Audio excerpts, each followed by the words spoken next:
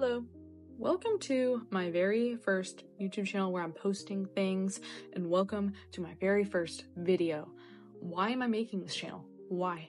Because I want to rant about things and I have no space to do that, and I just need to talk about it somewhere and have some catalog of it. And guess what? YouTube! I'm going to be talking about one of my favorite movies of all time today, and that is Zero Day. And why am I making this video? This movie has probably been talked about 20 million times by its fandom and people on the internet. But what I'm doing different, I guess, is that I haven't seen a video on YouTube that has really actually looked deeper into like how this movie so expertly portrays what it's trying to portray, and how amazing it is that an indie movie with literally just a camcorder and a couple of guys made something so sinister and something so mundane. And I just find that incredible, and I think that is expertise filmmaking. I'm not gonna be going through every single individual tape because Zero Day is a found footage movie, so all the tapes are in chronological order, and I won't be going through every individual one because there's so many, but I will be giving just a brief overview of the events in the movie that are most important to this video. You're not interested, leave. I'm going to be talking about basically the directors, the actors, and how the movie even, got into the process of being made, meaning in the message that the director's trying to portray with the movie, and what we can take from the movie as an audience. And a lot of people like to glance over it and hate on it that have never seen it. They just like to call it some weird LARP, like, ultimate freaking void death, like, on movie, like, but guys, it's good. Like, people want to call it like a rampage edit movie. Chill. Daddy, chill. Like, let's get into it. Also, sorry if my editing is really bad. I've never edited a YouTube video before, so my humor's probably gonna look really outdated. I'm sorry, 2019, 2018, they're calling in, they're saying they want my video. First, I'm gonna get into a little background about Zero Day before we even start, really getting into it and just what the movie is and what it's about. If you haven't seen it already, go watch it yourself for the first time. It is worth it. Watch it alone. Just watch it with you and yourself, and you'll really, Now, let's get into it. According to Wikipedia, Zero Day is a 2002 American found footage drama film written and directed by Ben Coccio and starring Andre Koech and Kyle Robertson, revolving around a duo planning a school pew pew. We're using TikTok language, pew pew, documented through the perspective of a video filming camera. Perfectly wraps it up. Okay, good job, Wikipedia. If you are knowledgeable about the Columbine, you would already see the tie here.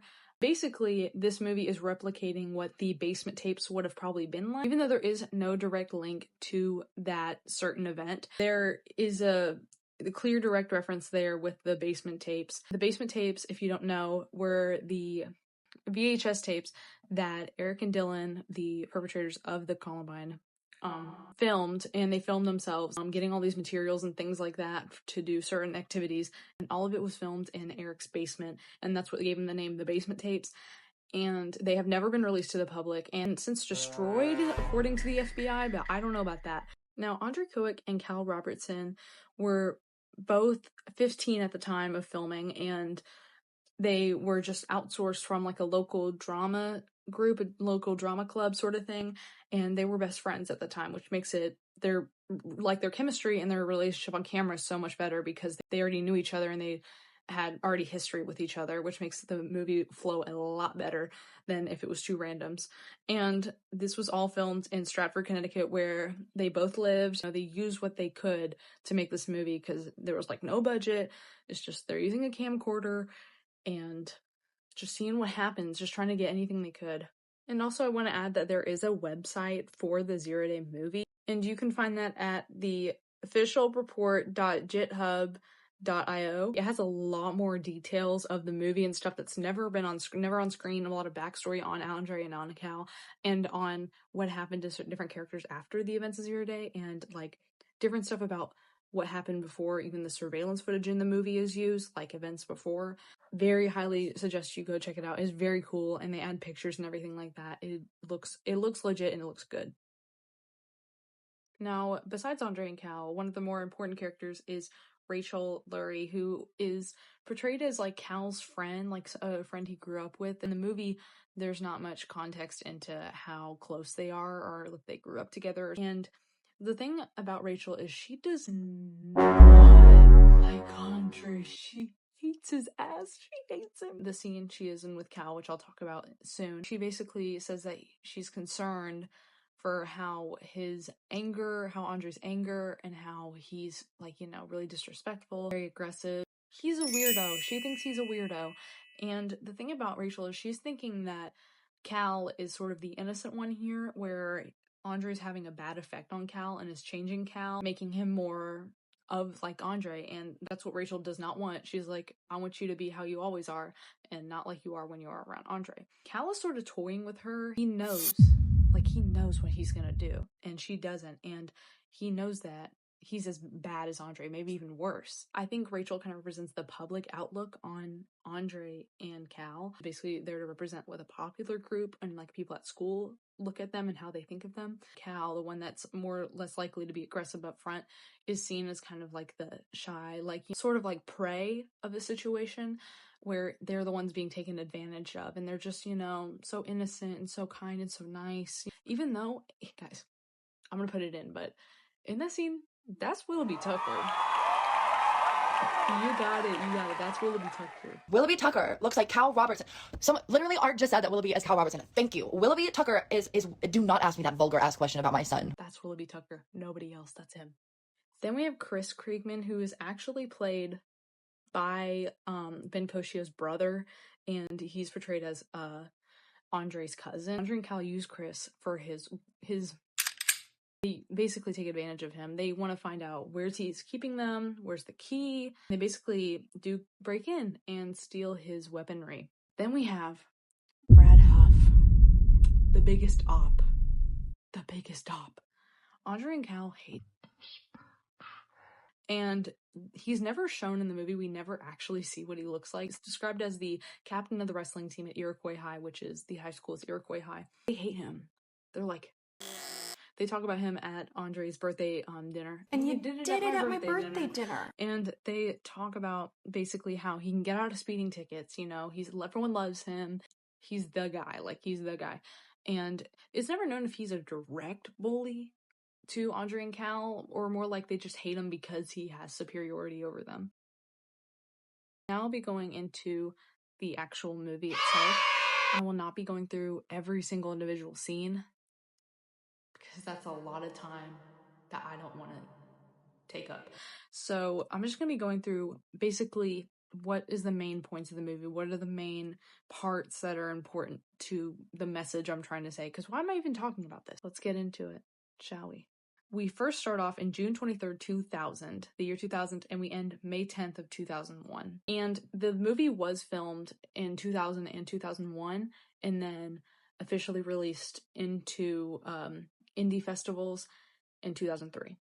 And put on DVD, which those DVDs are expensive. You check eBay? Maybe that warning thing that they'd be pulling up on the DVDs don't look so bad. So in the beginning of the movie, Andre and Cal set up a tripod, and they're like, we're about to do some devious things to our school, and we're calling it Zero Day, and that is the code name of their basically their attack on the school, and they're going to be doing missions that lead up to that big mission that they're calling it. They're going to be doing a bunch of gay stuff up until the final day. Basically, it's July 4th. I'm speedrunning these, okay? Andre's like, they shoot off fireworks, and then they're like, we declare war, and that's their first mission, is shooting off fireworks. Okay. July 10th, Cal talks to himself. It's kind of gay in the camera. He's like, basically like, me and Andre are above all of you. July 17th, which is Andre's birthday. It was Andre's birthday, guys, not that long ago. And basically, it's his 18th birthday. Andre is with his parents and Cal at his house, and they're basically having a little birthday dinner, talking about how much he hates Brad Huff. And then they go to Andre's cousin Chris, a party he's having, and they're basically like, can we go practice pew-pewing? And Chris is like, yes. After the party, they go back to Andre's place, and they basically take a bunch of rotten eggs, and they're going to use it against Brad Huff. They're like, we're going to throw these at his car. Guess what? They can't find his car, so they egg his house instead.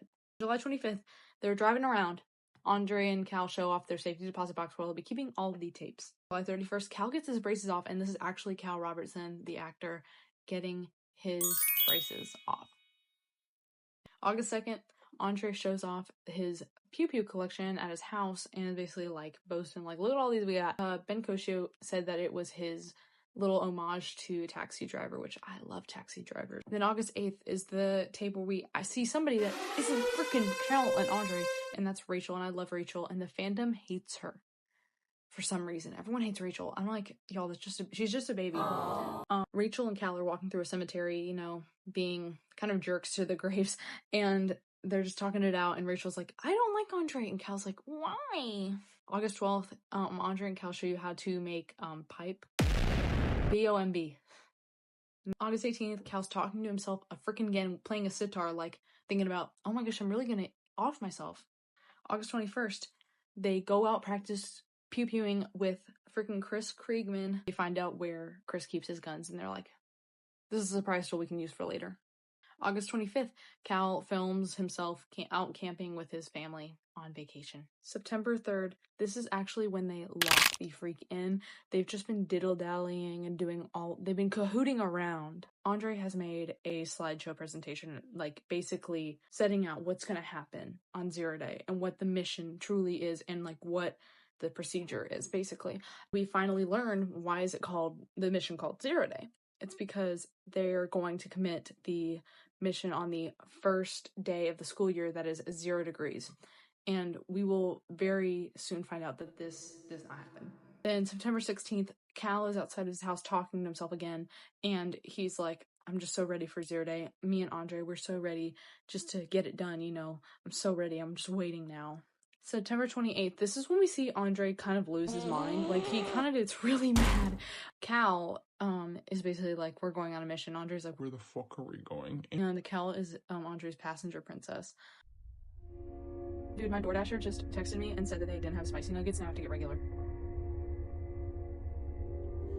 So they go to like an open poetry night kind of thing. And Cal tells this really edgelord poem that could have been, you know, given 300 notes on Tumblr if he posted it.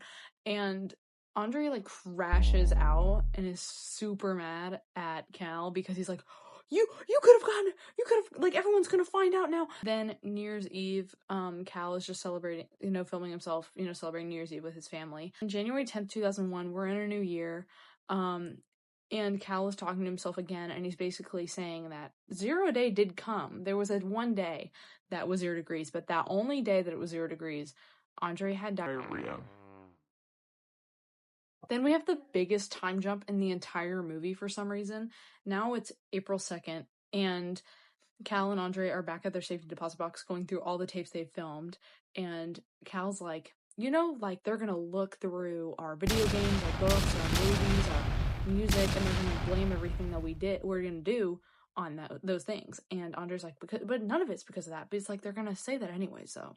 And so Cal's like, what if we have a bonfire and we burn all of it? Guess what? He's like, that's a good idea. Then April 25th, Andre and Cal basically get all their video games, their books, their music, everything they have, all their worldly possessions, and burn them in a bonfire. They burn everything in a bonfire. This is the most important point in the entire movie.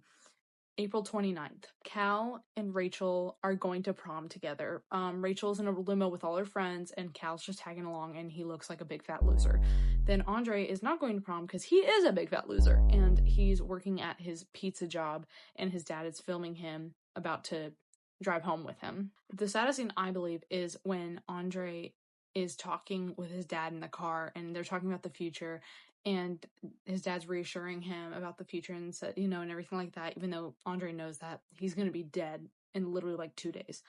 Cal is coming back from the prom, and they're on the way to an after party, and Rachel gets pissed because Cal's like, can I go to Andre's house? And so he goes and gets dropped off at Andre's house. And then in Andre's basement, they film their final words to like the public, their friends, their family, basically why they're doing what they're doing, and what they want everyone to know, and what they want everyone to hear, basically. Early in the next morning, they go into Chris's house while he's away and break in and steal his guns. May 1st, this is 0 Day. Andre and Cal, they're driving up to the entrance of the school, and they're in the parking lot, and they're basically gearing up and everything like that, having their final words, and they kind of have like a Drain You from Nirvana moment. They run into the school, and that's the final shot you think of the movie. And this is the final time we are in the perspective of Andre and Cal. We are finally leaving their little world they've had us in as the audience, and we're finally being taken out of it and given that outside perspective. Then we have the surveillance footage. So basically, Andre and Cal start their attack, and, there's footage of people running and everything like that. But then they make their way into the library, and there's a student who's on the phone with 911, and that's how we're getting the audio from the scene. And it gets kind of annoying because then there's the 911 lady that's like, Andre, can you pick up? Can you Andre, pick we up? can get out, Can you pick up? Andre, can you pick you up? We can get you out of this, Andre. And she says that for probably a good 20 minutes. They basically find people who are hiding in the library and basically hold them hostage and start to toy with them and play with them because they know that they're in a situation. They know they're in that sense of power.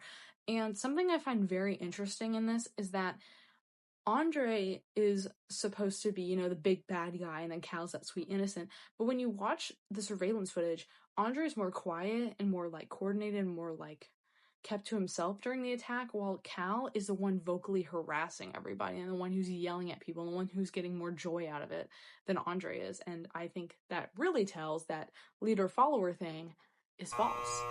After all of the hostages in the library are now deceased, Andre and Cal end it for good. Then after that surveillance footage, it is now May 10th, and we are officially out of Andre and Cal world, and that sounds like hell. And there's a group of young guys, and they're driving past Iroquois High School, and they see these big wooden crosses outside of the high school, and these are a reference to, after Columbine, this artist made these huge wooden crosses with all the victims and perpetrators' names out in front of the school, and it was very controversial that he put the perpetrators' names alongside the victims. They basically go throughout the wooden crosses, and they see Andre and Cal's names on 2 crosses, and they're like, we're gonna light these bitches on fire. So they get a bunch of gasoline, pour it on there, and then light the crosses up and say, burn, burn. And then that is the last shot of the movie, is their 2 burning crosses. So that is the final part of the movie, and now we can get into the why, the connection, the everything else outside of the movie. Koshio never wanted a main reason, as into why Andre and Cal did it. He didn't want it to be a gun control movie. He didn't want it to be a anti-bullying movie. He didn't want it to be a anything movie, like a mental illness movie. He wanted it to he wanted to give the information to you and let you decide. And I think that was the perfect way to do this movie. Because media, when it comes to tragedies like this, love to push so many different types of agendas, and it kind of gets just so confuzzled, and it just drowns out the true source, like the actual things that happened. And Koshio basically, his one theory is that he says guys who do stuff like this, they have this feeling of inferiority, and when they're not given that sense of superiority that they want, they want to show everybody that they have that superiority. And I do agree with him very highly on that this really does come from such something like a god complex. They really want to be that alpha. They wanted to be that big boy in the room that they never have been. Now on to movie to reality. Zero Day is based off of the 1999 Columbine High School tragedy. There was 2 perpetrators, Eric Harris and Dylan Klebold, and this was very unique to America at the time, and there was never seen before a duo perpetrators for a tragedy like this. And it was also strange for it to be such a perfect storm in a way, where there was messed up faculty, bullying, mental illness, the accessibility to weapons, and bad parenting. And it all kind of stirred together this sort of perfect incident that could have been prevented so many times if they had known. So, a lot of red flags missed. Now, more into Columbine, Eric Harris and Dylan Klebold basically staged this to be a bombing, and their bombs failed, so they ended up killing 13 people, 12 students and 1 teacher. They committed most of their attack in the library, which Zero Day brings, crosses that over, and they did end their lives in that library as well. Koshio got the idea for Zero Day from being in I believe it was like a diner, and he saw live news footage of the incident, and he got inspired to want to make a response to it. And he wanted to do it through the world of the perpetrators and do what he would think that those tapes that they made leading up to what they had done would have looked like and how it would have been. And the Columbine High School tragedy happened in this very tight-knit community called Littleton, Colorado. And Littleton is right outside of Denver. It's just a very small area. And it was one of those towns where it's like nothing would happen like that here. It's so small, so, basic, so normal, so like suburban-esque. Nothing like that would happen here. And that's exactly why things happen there. There's sort of this like thunder that rumbles in that's sort of pressed, and you never see it until it's too late. And that's basically what happened with this tragedy, is that there were so many signs, so many warnings, and only now you just have to reflect on it and be like, there's so many warning signs to something like that to happen. And what's crazy is that many people were interviewed and asked about what their response to it was, and it was something like this was going to happen. We knew it was, and it was just, swept under the rug, basically, by the faculty, by the parents, and by the students themselves. And what can we take from Zero Day? Why am I making this video? Basically, I think that movie is trying to communicate that this is everyday people. This is everyday towns. This is everyday communities where things like these huge mass tragedies that come out of absolutely nowhere, and they seem to brew out of absolutely nothing. And that's what I think makes them so much more sinister and so much more interesting and intriguing to why those things happen in such normal, seemingly peaceful communities. It's scarier than something you ought to expect. I think the unexpected is always the scariest for us humans, that sort of cosmic fear of just the unknown of what the next thing is going to happen. When something like this, a major tragedy with two very seemingly normal kids and normal family, nothing of the sort, it is haunting because you never really know and you can never be sure. You can't even blame it on anything, too, which humans love to completely find the reason to why something happens and be like, yep, this is it, and we can fix it. But with these sort of things, there's so many different